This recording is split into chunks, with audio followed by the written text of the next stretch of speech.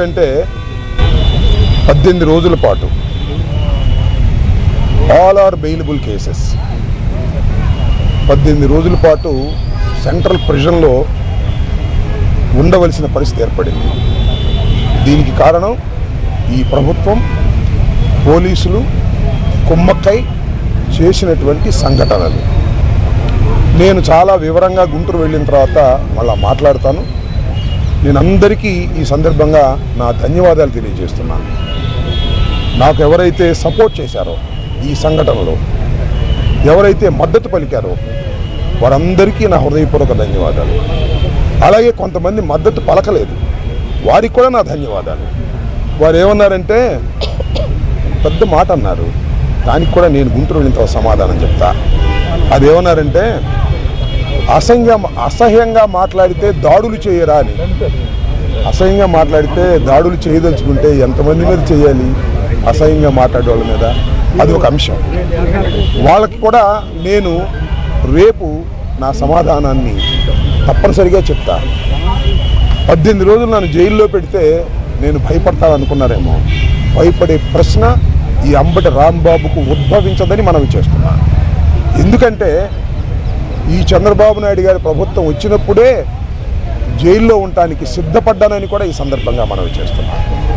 నన్ను హింసించాలని, నన్ను జైల్లో పెట్టాలని చంద్రబాబు, లోకేష్ ఎప్పటి నుంచో ప్రయత్నం చేస్తున్నారు.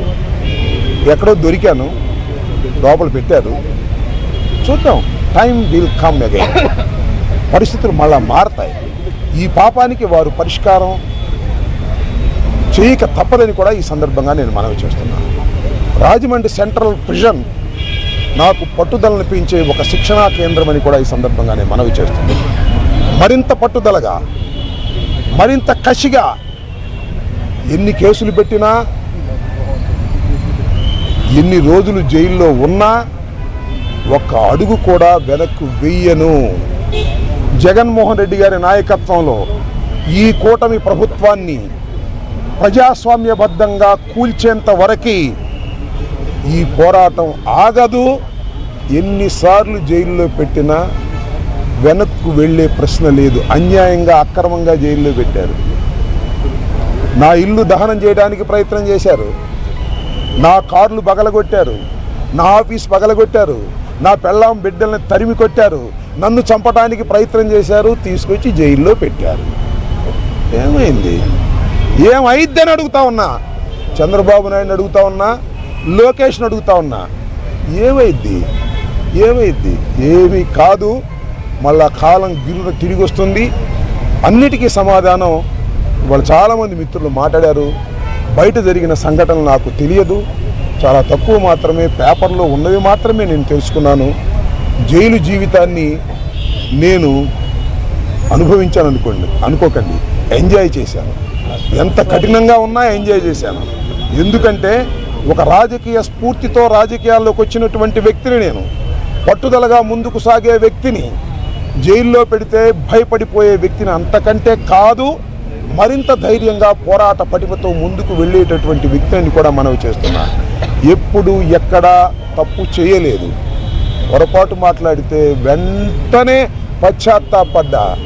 పశ్చాత్తాపానికి మించిన ప్రాయచిత్తం లేదంటారే, మరి ఏమిటి? ఎంతమంది పశ్చాత్తాపడ్డారు? నేను తప్ప ఎవరైనా పశ్చాత్తాపడ్డారా అని అడుగుతా ఉన్నా. సరే, ఏది ఏమైనా టైం విల్ డిసైడ్. ఒకటి మాత్రం నేను చెప్పదలుచుకున్నాను, నాకు ఈ సందర్భంగా సపోర్ట్ చేసినటువంటి వారందరికీ కూడా పేరు పేరున నా హృదయపూర్వక నమస్కారాలు, ధన్యవాదాలు. నా పార్టీ కానివారు కూడా నన్ను సపోర్ట్ చేశారు. దాడులు చేయటం తప్పన్నారు, దాడులు అన్యాయం అన్నారు. ఒకవేళ తప్పు మాట్లాడితే కేసు పెట్టి లోపల పెట్టాలి కదా, ఇంటి మీద దాడి ఏంటి అన్నారు. దాడి చేసిన వాళ్ళకు బెయిల్ వచ్చింది. దాడి చేయించుకున్న నాకు 18 రోజుల తర్వాత బెయిల్ వచ్చింది.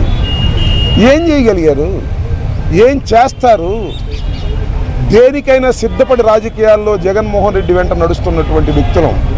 ఆ రోజు రాజశేఖర రెడ్డి వెంట నడిచాం, ఇవాళ జగన్మోహన్ రెడ్డి గారి వెంట నడుస్తాం, తుదకంటూ నడుస్తాం.